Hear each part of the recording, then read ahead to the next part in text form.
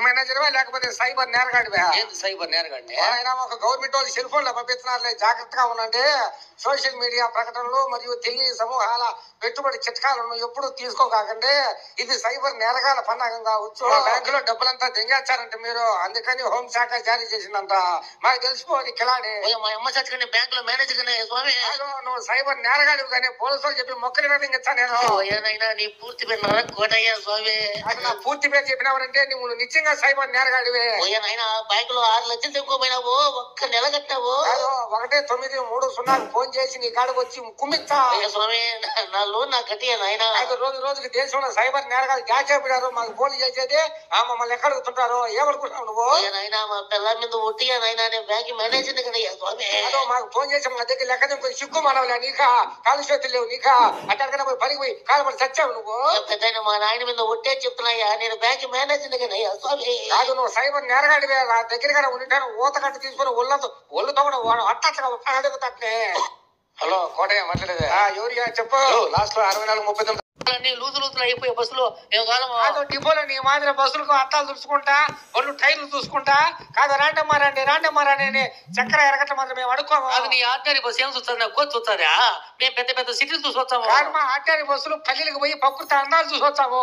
ఏమిటి నువ్వు మాట్లాడేది? నీ బస్సు మాత్రం స్పీడ్ బ్రేకర్ల కాడ ఎత్తే తెగ మేము. మీ ఎక్స్ప్రెస్ బండ్లో ఒకటే లాంగ్ జర్నీ చేసి లారీలకు ఇంకొక బస్సులకు గుద్దిపడతాం మేము. ఈ ఆర్టీఆర్ బస్సులో సఫర్ల కప్పు బీడీల కప్పు చెప్తే ఇంకేం ఉండదు.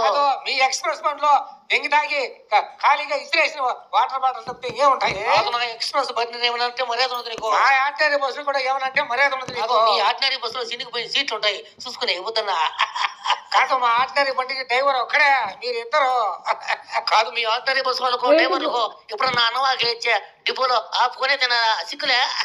కాదు మీ ఎక్స్ప్రెస్ బండ్లో ఏడంటే డాబాల కాడ ఆపి ఫుల్గా దిగితే లెక్క దిగిపోతారు, మీకు సిక్కులే. కాదు మీ ఆర్టీఆర్ బస్సులో ఎప్పుడు చూసినా గోలగా ఉంటది, నీకు నీ బస్సుకు చిక్కులే. కాదు నీ ఎక్స్ప్రెస్ బస్సులో ఎప్పుడు హాస్పిటల్ పేషెంట్ కాడ ఉంటారు చూడగా అమ్మన అటు కూర్చో ఉంటారు, నీకు సిక్కులే. సరే యాదవ్ బస్ స్టాండ్ లో బస్ ఆపుకోండా, టీ తాగుతావురా? వచ్చినాలే. నా ఆర్టీఆర్ బస్సు గురించి ఏమనంటే మర్యాద ఉండదు. కోటయ్య స్వామి. అది నా పూర్తి పేరు చెప్పినావంటే నువ్వు నిజంగా సైబర్ నేరగాడివే. బ్యాంక్ లో 6 లక్షలు తెచ్చుకోపోయినావు, ఒక్క నెల కట్టావు. 1930 ఫోన్ చేసి నీ కాడకు వచ్చి కుమ్మిచ్చా స్వామి. నా లోన్ నాకు కట్టియా నాయన. రోజుకి దేశంలో సైబర్ నేరగాలు గ్యాస్ చెప్పినారు, మాకు ఫోన్ చేసేది మమ్మల్ని ఎక్కడ అడుగుతుంటారు, ఏమనుకుంటున్నావు నువ్వు? నాయన మా పిల్ల మీద ఒట్టిగా నాయన, నేను బ్యాంక్ మేనేజర్ కదయ్యా స్వామి. మాకు ఫోన్ చేసి మా దగ్గర లెక్క కొంచెం సిగ్గు మనవలే నీకా, కాలు చేతులు లేవు నీకా, అట్టడికైనా పోయి పనికి పోయి కాలపడి చచ్చావు నువ్వు. పెద్ద మా నాయన మీద ఒట్టే చెప్తున్నాయ్యా, నేను బ్యాంక్ మేనేజర్ కదయ్యా స్వామి. కాదు నువ్వు సైబర్ నేరగాడివే. నా దగ్గర ఉంటాను ఊత కట్టు తీసుకుని ఒళ్ళుతో కూడా అట్టగా అడుగుతాట్లే. హలో కోటయ్య మాట్లాడేది? ఎవరిగా చెప్పు. తినిందయ్యా స్వామి, ఎక్కడ పట్టి ఉండదు ఇందుకే ముందుకు రాలో ఎనికి పోదా? కాదు గర్భం వచ్చే ముందుకు వచ్చిన వాళ్ళు ఎనికేమిటికి పోతుంది? అంత కాదు చెప్తా ఉండాలి. కాదయ్యా, గోగాకు కటకూరలు కోడికూర కానించి బెల్లము పచ్చి కొబ్బరి 3 నెలల దాకా తినొద్దని చెప్పిన, తినకుండా ఉన్నాను కదా. తినలేదంతా నేను ఫోన్ చేసి కనుక్కుంటున్నా ఇమికే. నువ్వే ఉండవు. నేను దుబాయ్కి వచ్చా 6 నెలలు అవుతా ఉన్నది. నీ కాడికి వచ్చినా మీకు మందులు దిపించినా నేను దుంకొని దుబాయ్కి వచ్చినా. కాదయ్యా, నువ్వు దుంకొని దుబాయ్కి పోతే మీకు పిల్లలు ఎక్కడ పడతారు? కాదయ్యా, మందులు తింటే పిల్లలు పుడతారని చెప్పినావు, ఇప్పుడైంది. కాదయ్యా, అయితే పెళ్ళం కాడు మొగుడు ఉండద్దా? నేనేమిటికి మందులు ఇచ్చేదానికి మా అమ్మను వాళ్ళమ్మని పెట్టిల్లా ఇవి కబలా. అయ్యా స్వామి, కాపలా కాదయ్యా స్వామి, నువ్వు ఉండాలా నీ పెళ్ళం కాడ. పెద్దయినా నాతో నీకేం పని స్వామి నువ్వు? కాదనా, నీ పెళ్ళం కాడ నువ్వు ఉండాలా, మందులు కూడా మింగాలా. కాకపోతే మందులు తీసుకునేటప్పుడు నాకు చెప్పకపోతే, నా పిల్లలకి చెప్పకపోతే, నేను ఇంకో దుబాయ్కి వచ్చినాక ఇప్పుడేంది నువ్వు?